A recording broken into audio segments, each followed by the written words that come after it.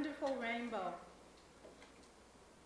I'm Carly Tartikoff from the College of Education, representing the People for Peace in the Middle East, and I welcome you on behalf of a broad coalition of organizations and individuals who have made it possible for us to invite Reverend Jesse Jackson to our campus today to discuss the current state of foreign and domestic affairs.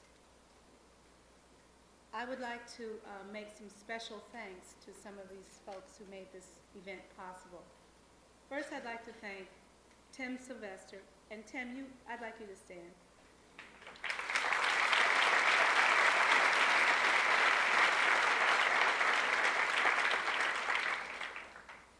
Tim was the one who initiated this invitation and worked along with a number of other people, Deborah O'Dowd, Judy Black, Karen Stansberry, and Joe Lynch to gain sponsors and funds with the People for Peace in the Middle East, and co-sponsorships from the Committee on Equality, the Women's Center, the YWCA, the Minority Student Affairs, this is an impressive list, journalism, sociology, the College of Education, African American Studies, AFSCME, Coalition Against Apartheid, Black Student Government, Friendship Baptist Church, and the Committee on Lectures funded by the GSB.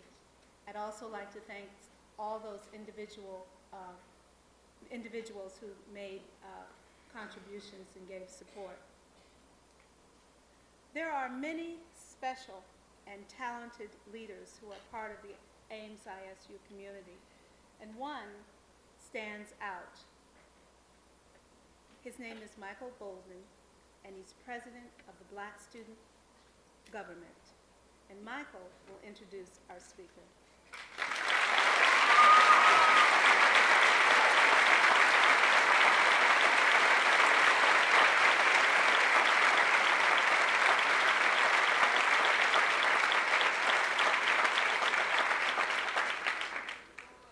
Every now and then you're presented with a unique opportunity. Today my task is to introduce a man who truly needs no introduction, but I'll do my best. Jesse Louis Jackson was born in Greenville, South Carolina, where he went to Sterling High School. He graduated with a degree in sociology from North Carolina A&T University in Greensboro, North Carolina. He then attended the Chicago Theological Seminary for 2.5 years before he joined our brother, Dr. King. He has held numerous leadership positions: Executive Director of Operation Breadbasket, National President of Operation Push, President of the National Rainbow Coalition. In 1984, he became the first black man to garner huge support in a Democratic primary election. Author of Straight from the Heart, a book of 36 essays, speeches, sermons, and eulogies, and also Keep Hope Alive, the 1988 Jackson campaign. Husband, father. Ladies and gentlemen, I introduce to you the Reverend Jesse Louis Jackson.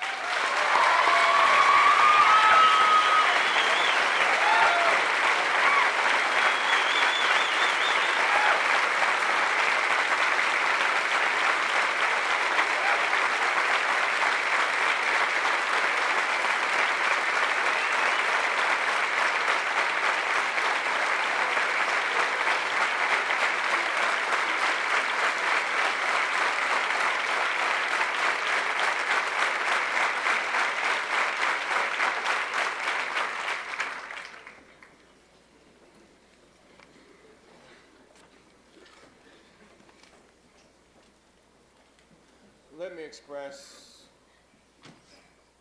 my thanks to this cross-section of organizations for the kind and generous invitation to share with you on this occasion. I'm delighted to be back in Ames, Again, in 1988, you had the collective wisdom and good judgment to bring us victory in Ames in 1988.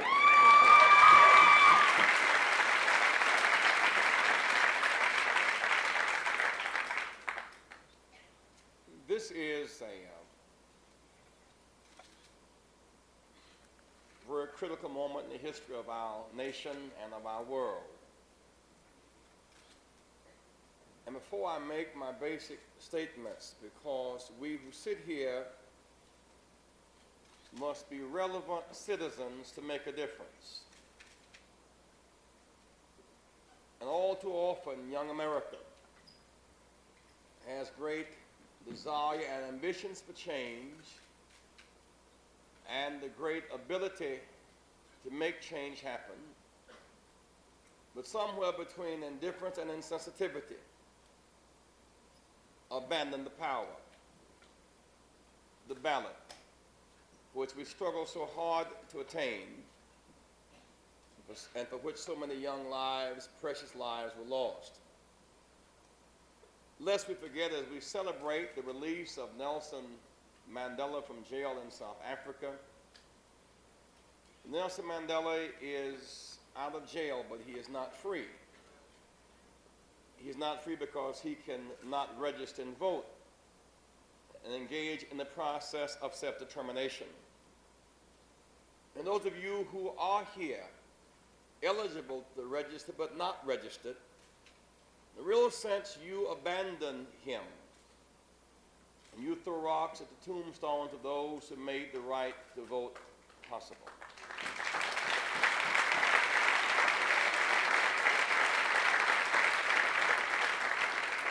And I want to make this appeal before making my basic remarks. If you are here today and you go to school in Ames, you live here, and you're eligible to vote where you live. After we marched for the right to vote in 1965, shortly thereafter, we fought for the right of students to vote at the place where they attended school or lived. And you live, you may have come here from Chicago or New York, you may have come here from some other city in the state, but you live where you stayed the last 2 or 3 nights in a row. That's where you live. and say amen. That's where you live. Where you live.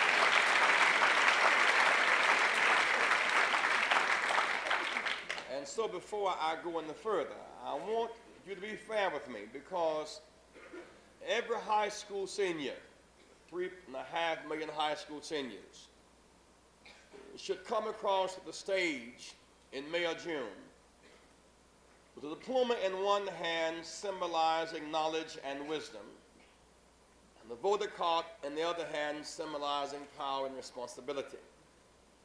That means in 4 years you would have about 14 million youth between 18 and 21 registered to vote, and their impact upon scholarships and teacher pay and security and infrastructure for education have a phenomenal impact upon the course of our country. There are about 14 million of you who are now in college. If you are as registered to vote as you are enthusiastic for scholarships and change, you in fact can make that difference. And so, if you're sitting here today and you live here, and for whatever reason you are not registered to vote here, please stand and or raise your hands. Please stand. Be fair with me. Stand or raise your hand. Stand, wherever you are. Just stand. Those who are already standing, raise your hands. Be fair. Pass out the cards right now.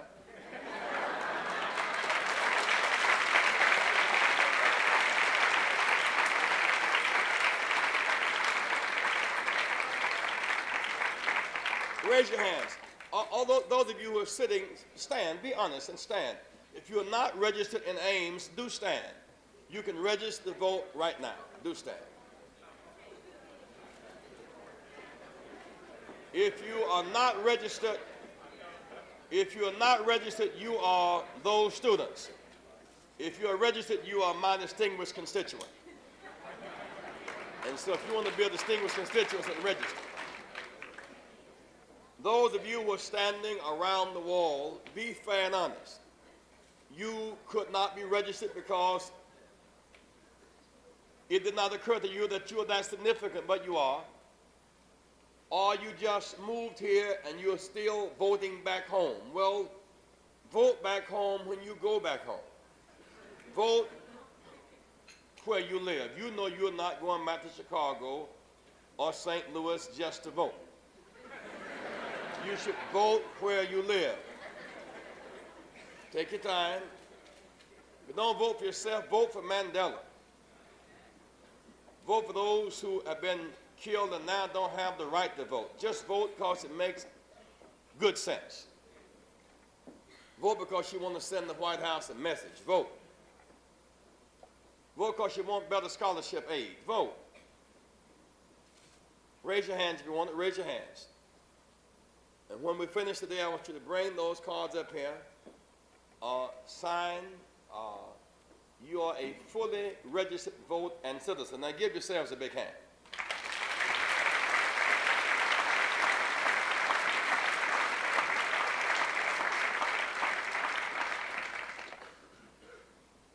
During this period, there's a song that we once sang in our struggle called Keep Your Eyes on the Prize. Hold on, hold on. There are certain things basic to our struggle. A part of what makes America so great is the right to fight for the right.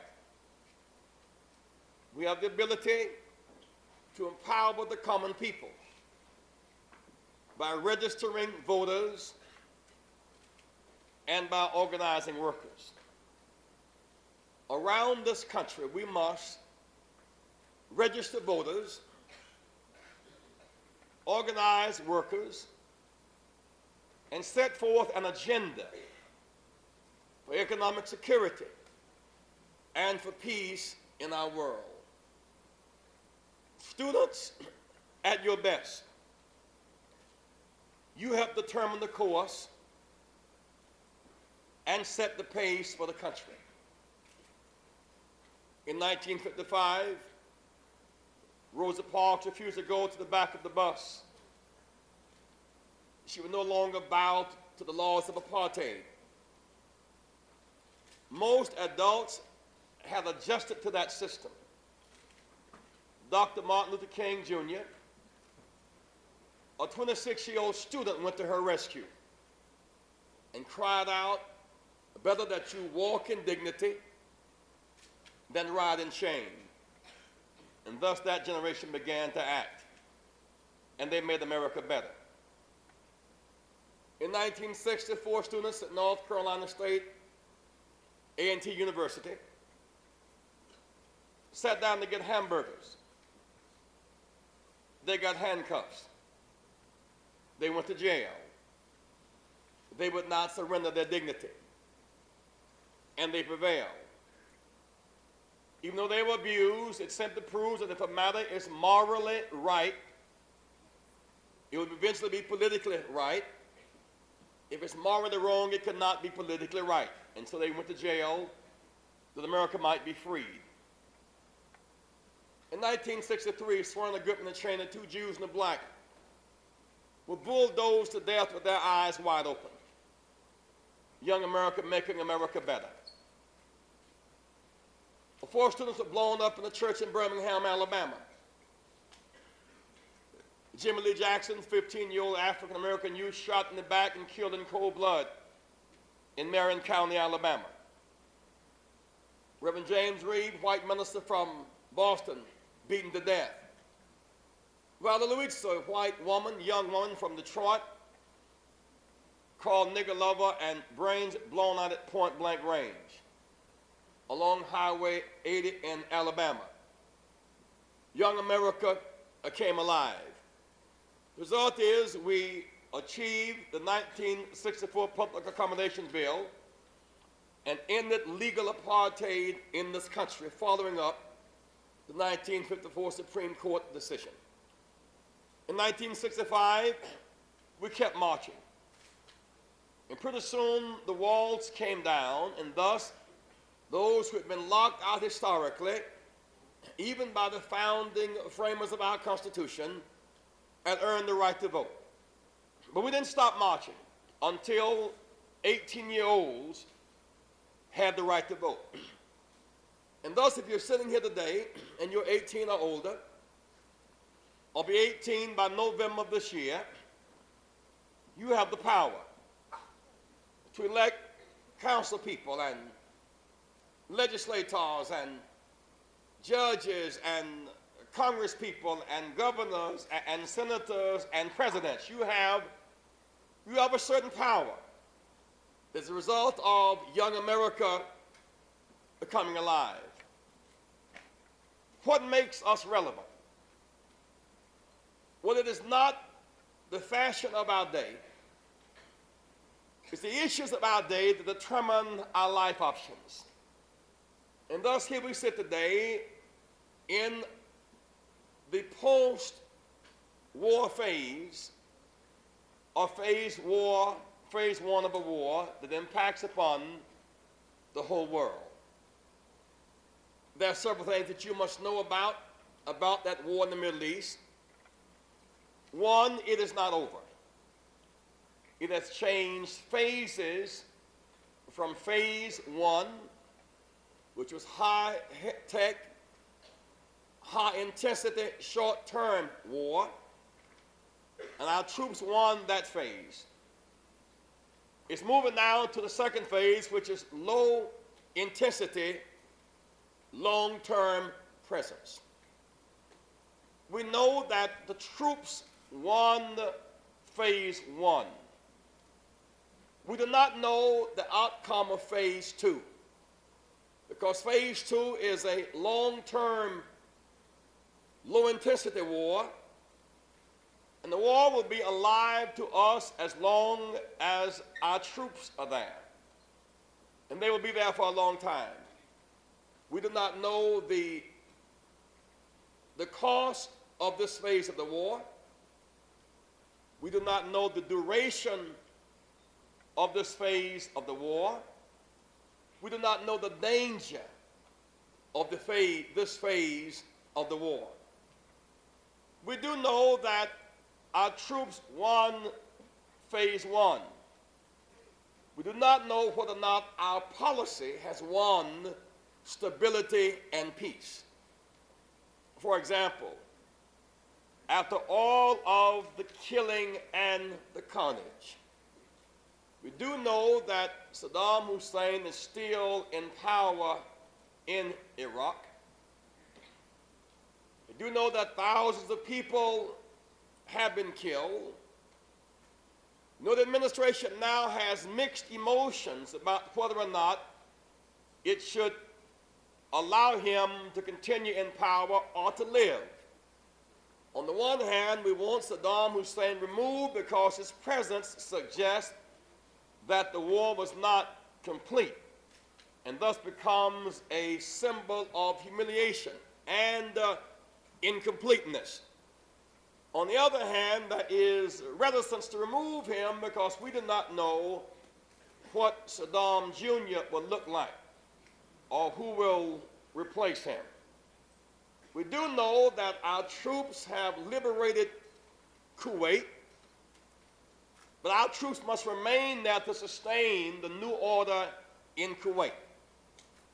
We know that when the Emir went back, his first act was to close down the press, and that the Crown Prince was the first to be sent out of there by the people of Kuwait.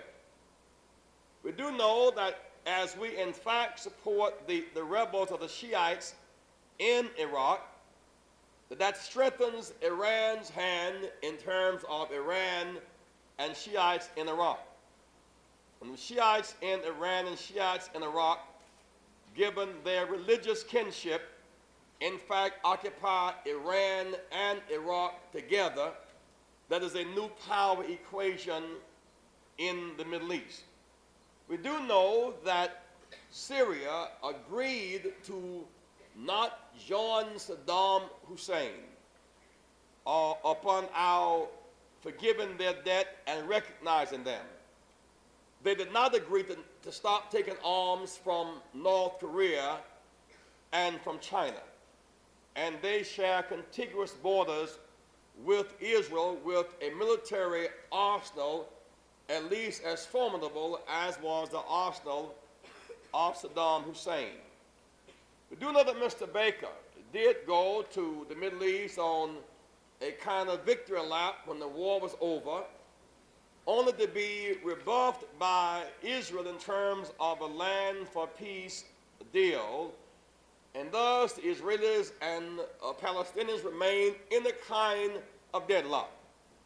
At some point in time, we know that Israeli security and Palestinian justice are two sides of the same coin, and neither can be free until both are free.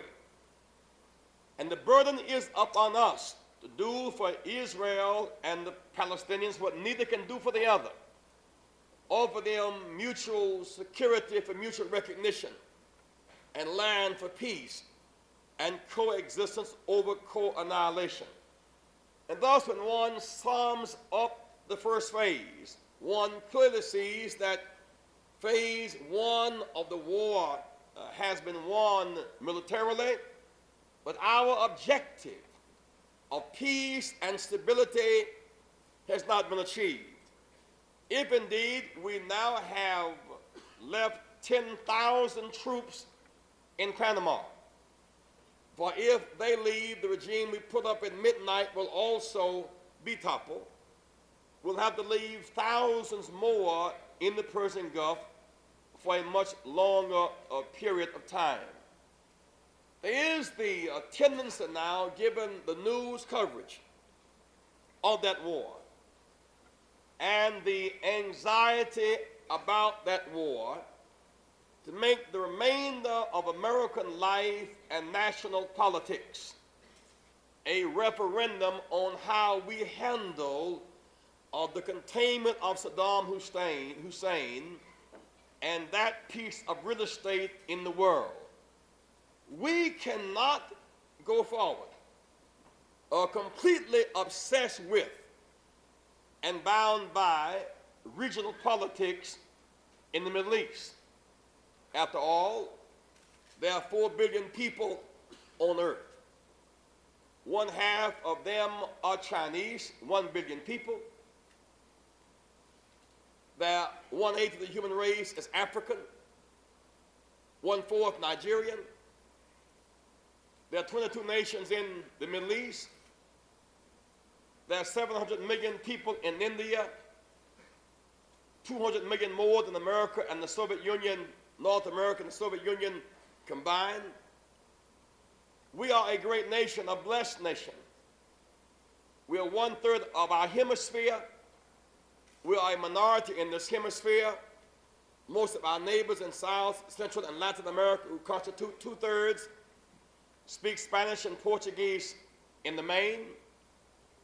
We are 6% of the world's population. 94% of the people live outside of North America. Mr. Bush and Mr. Gorbachev do meet. They represent together 1/8 of the human race. And thus, that is a minority meeting. And in the future,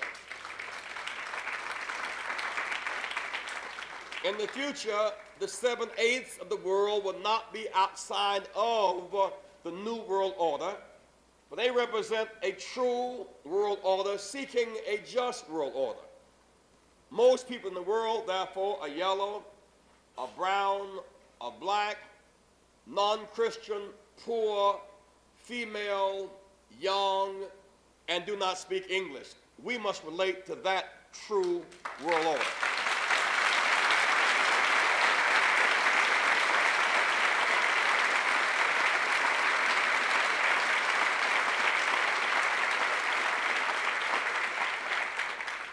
relating to that world order means respect for people beyond ourselves. It means speaking languages beyond English. It means speaking the universal language of computers, music, and peace. It means in this true and just world order that there must be some recognized rules by which we govern one another and relate to one another. In other words, when Mr. Bush says that Saddam Hussein, by invading, occupying, and annexing Kuwait, he was wrong. The fact that Saddam Hussein should have been forced to leave Kuwait was the right thing to do. I confronted Saddam Hussein to his face, and Mr. Aziz appealing to him to withdraw to your borders, to resolve your dispute of oil gouging, oil price, and access to the sea in some civilized way around some negotiating table. In a real sense, when the UN sanctioned the economic moves and ultimately moves to remove him, the move to get him out was critical. There was a debate as to whether or not it should have been more sanctions and military deterrence, which I supported, or whether or not there should have been escalation militarily to drive him out. That's a matter of strategy, not a matter of principle. The principle is he should not have been there. The principle is self-determination is right. But if we're going to apply the principle of international law and self-determination and human rights and economic justice to Kuwait, for Kuwait against Iraq, then in the New World Order, those same rules must be applied in Kuwait, West Bank, Lebanon, Nicaragua, El Salvador, Panama, Grenada, Lithuania, Tiananmen Square, Liberia, Nigeria, South Africa. We must play the game by one set of rules.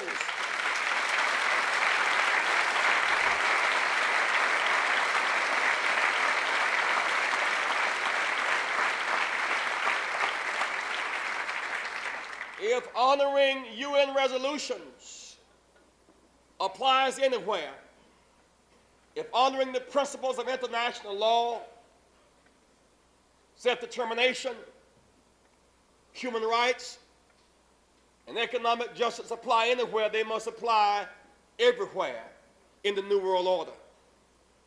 The big challenge we have today is in this post-war period. Now that we have asserted ourselves, now what? We all love the troops. We can display our yellow ribbons, display our flags, because we love our troops. They are our sons, our daughters, our husbands, our wives, our friends, our relatives. But my friends, it is not, as you sit here as students at this university, as you watch ball games on one channel and watch the war on the other channel, it is not hard to love someone who volunteers to die for you.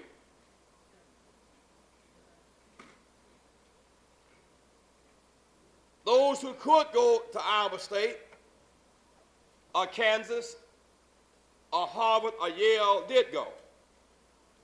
For those who did not go, there was this burden at one level of guilt. On the other hand, there was this joy that someone showed up who volunteered to die for us. And for those who volunteered to die for us, they are noble people.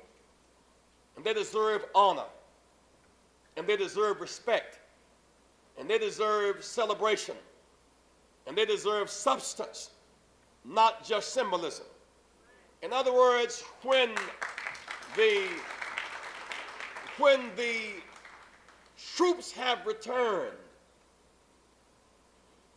and yellow ribbons have become ornaments and flags are simply on our walls, above our Bibles, outside of our doors, we are obligated now to love the troops when they're not troops, when they become veterans. We were prepared for many of them to die, far more than did die. Thanks be to God, for the most part, they did not die. We were prepared to bury them with dignity and honor and revelry and blow bugles and trumpets. That was the anxiety that if they came back home from Europe in great numbers, several 100,000, there was no place for them in our economy, in our economic recession.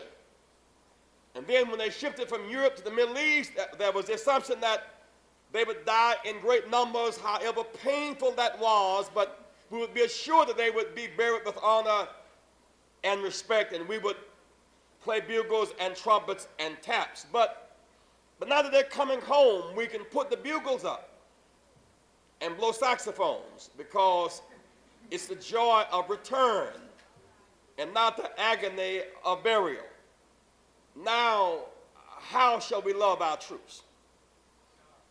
When I was a little younger in the ministry, a fellow was in a car wreck and was on his deathbed.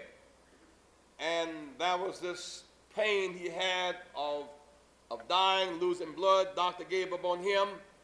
And there was this painful fear of going to hell, not having his sins forgiven. And he asked the ministers to come by his bedside, and he asked for forgiveness of his sins, and there was prayer and crying. And then he asked his wife to come in and pray with him, and as he talked, going in and out of consciousness, he asked her to forgive him for his sins and for his unfaithfulness and with whom and when, and she did, because he was dying, and there was a sense of why put the burden on him of death and guilt. And so she forgave him for his sins, and she embraced. But then he messed around and lived.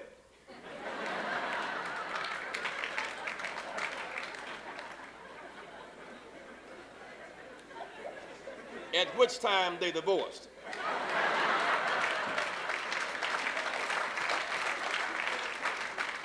And so she was prepared for him to live, to die, but not prepared for him to live.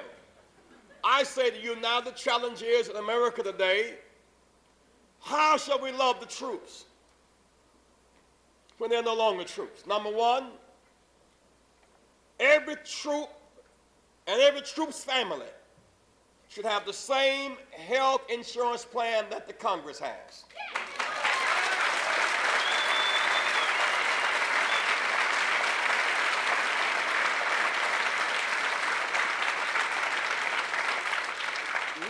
Let the national health plan begin with the troops and their families. After all, 535 members of Congress, only 4 had a child there. Judicial branch, no children there. Executive branch, no children there, one of whom was a bona fide draft dodger, Quayle.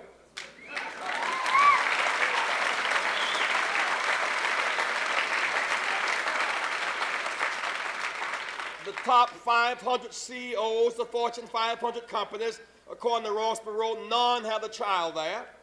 And so those who did go there should have the same health care plan that the Congress has. I met a woman a few nights ago whose husband was in the Gulf, and she had just been evicted from their home, and she had diabetes. One of the children had a sickle cell anemia.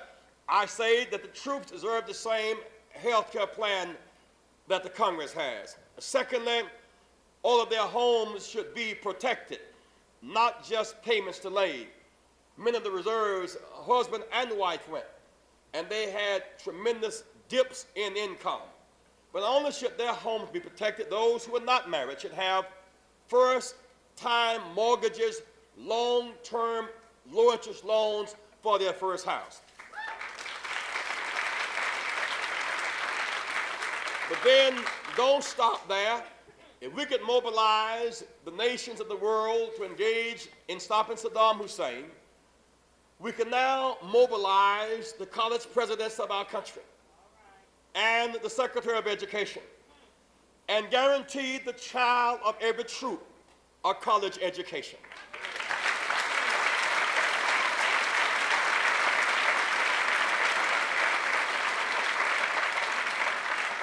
In other words, put a yellow ribbon around the comprehensive GI Bill for the troops.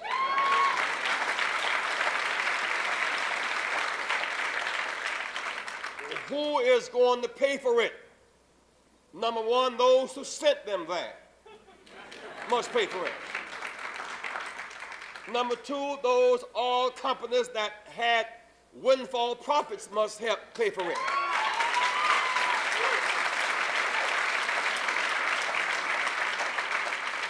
Number two, the Germans who sent some marks but no people who stand to benefit from the war, they must help pay for it. Number four, the Japanese who sent some yen but no women and no men, they must help pay for it.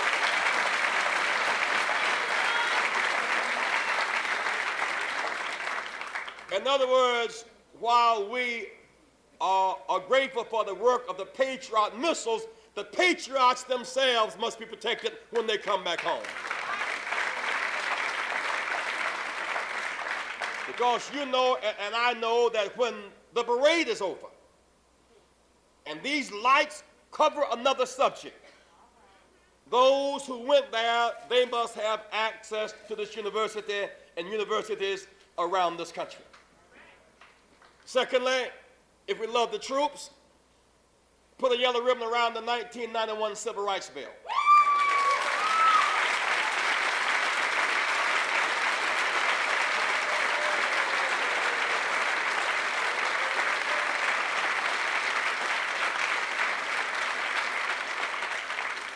Mr. Bush cannot rally us as commander-in-chief and abandon us as president.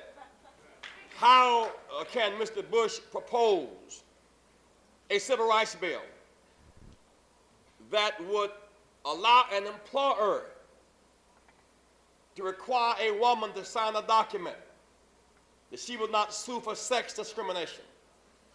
Does he think that sex discrimination is any less offensive than race discrimination? Does he not know that race and sex discrimination are Scud missiles the true patriots must shoot down to make America better?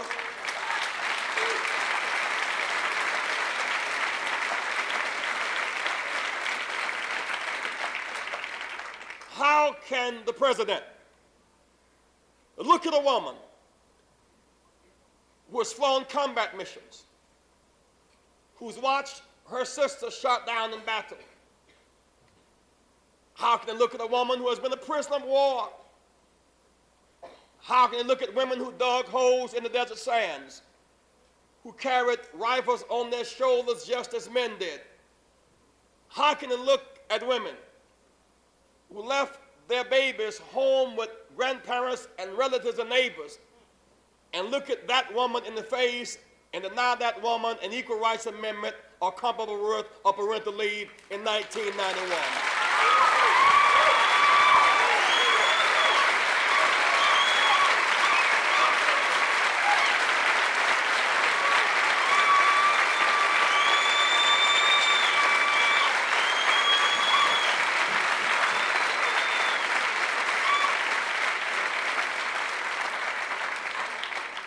We must love the troops when troops become veterans.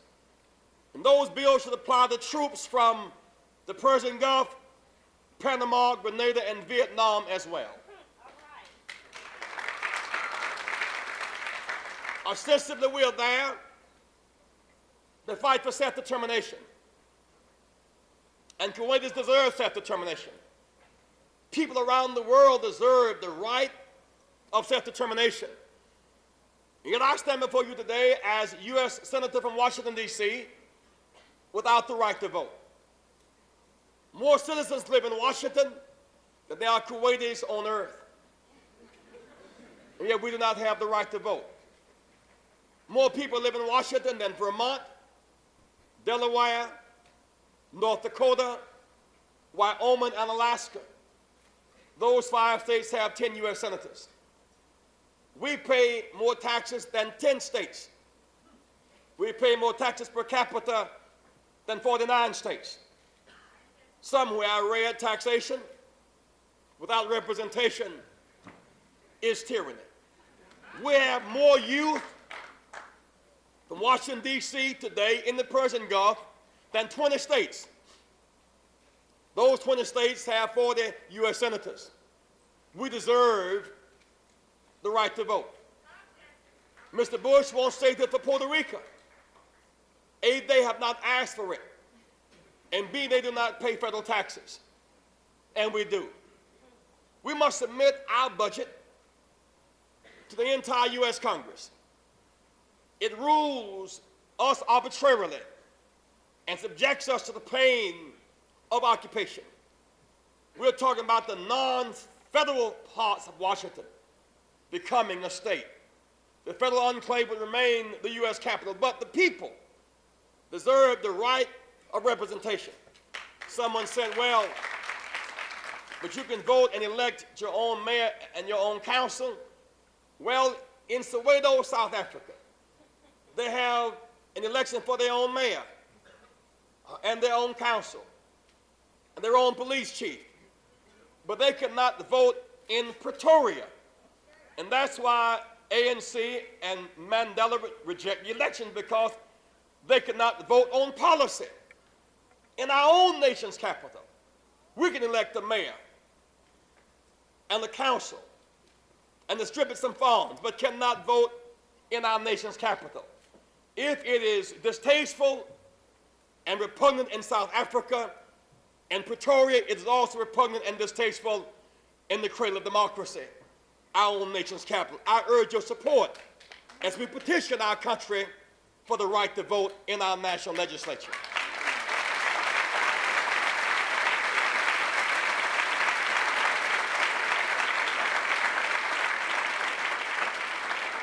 Please contact your congresspeople and contact your U.S. senators and appeal to them to stand firm for the principles of self-determination and allow us the right to vote.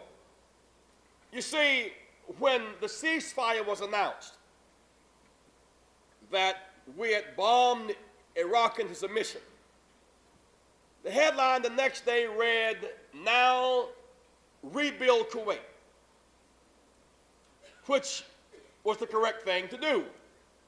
After World War II, when the war was over, we put forth a formula to rebuild Western Europe and Japan. The formula was aid, trade, credits, loans, defense, and development. We made the Europeans and Japanese 50-year loans at 2% government secured.